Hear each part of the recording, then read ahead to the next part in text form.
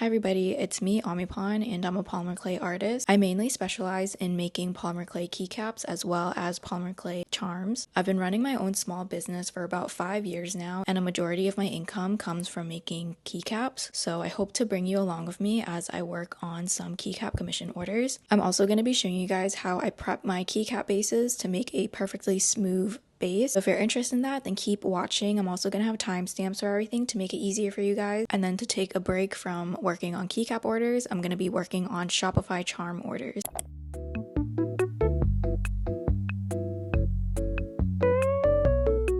So in order to sculpt a polymer clay keycap, you're first going to want to prep your base. You can use scrap clay, but here I'm using translucent clay, and then I'm going to flatten it out using my ruler. You can also just use a pen and roll out a piece of clay. Then the most important thing is going to be your keycap. I use a PBT DSA keycap. PBT refers to the type of plastic that it's made out of. DSA refers to the keycap profile. You can use any keycap profile that you want, it's up to your preference. But just make sure that whatever you're getting, that it's made out of PBT plastic. It's important because this type of plastic isn't going to melt when you bake it in the oven. I'm squishing the clay on and then removing the excess using the sides of my finger. I do this step so then there's no dip in the keycap. This is how I get a smooth keycap base, and I'll show you later what I mean by that.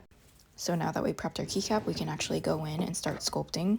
I use a pasta machine because I make hundreds of keycaps, but you can easily just roll out your clay using an acrylic roller or the back of your pen. Then you're going to want to pick a color and roll it out flat. This is about 2 millimeters thick. You can roll it out even thinner, but this is the thickness that I like. Now you want to gently lay it on your keycap. While you do this, make sure to push down on it so you push down any air bubbles. I don't push it down on the fourth side because I like to leave a little spot for myself to grip the keycap. Now I'm going to go in and cut off the excess clay. I cut around 1 millimeter away from the free edge of the keycap. You can also cut the excess off right at the edge of the keycap, but this is just the way that I've been doing it for years. And then I use my thumbs to smooth the clay down. Then I flip it over and cut off the excess clay. This is how I make it really thin so that it doesn't touch the other keycaps when it's placed on the keyboard. Now I'm just working on the fourth side. We're going to cut one side of the clay and then fold over the excess. Then we're going to cut off the excess and repeat the steps that I showed you before. Also with the step, make sure that you take time with it. When I first started, it definitely took me a long time to get it down right, but practice makes perfect and just keep persevering. Then this is what it looks like when it's all done. It should be perfectly smooth and even on all 4 sides. The sides of the keycap should be thin enough so it won't touch any of the other keycaps on your keyboard. And now that you have the perfect base, you're ready to sculpt whatever you want on top of it. So for today, I'm going to be turning this keycap into a character from Final Fantasy, and I hope that you found this mini tutorial helpful. If you would like a super slow down video of me explaining everything and also where I get everything, then please let me know and I can do that for you guys. But for now, I hope you guys enjoy the rest of the vlog. It's just going to be me sculpting a bunch of commissions, so hopefully you can learn a few things just by watching me sculpt.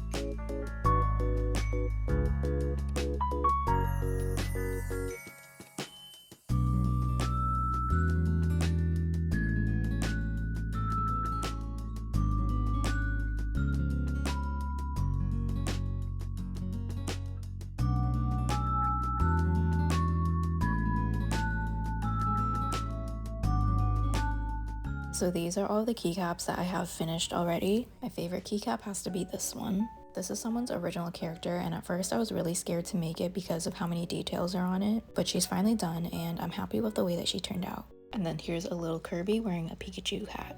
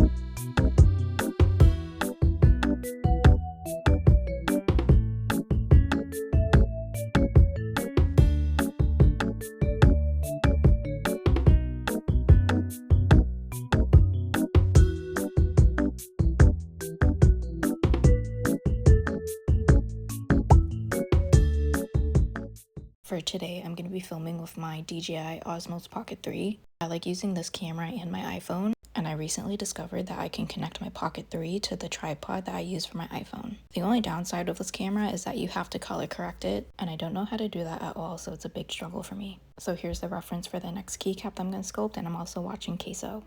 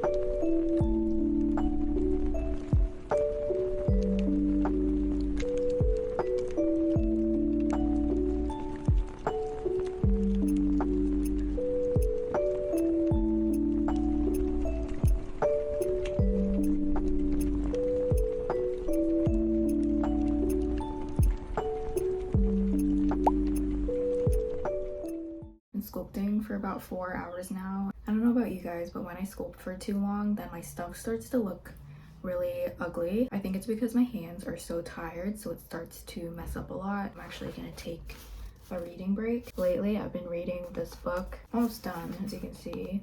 My bookmark is actually a pin. So I'm just gonna read a couple chapters of this and then get back to sculpting.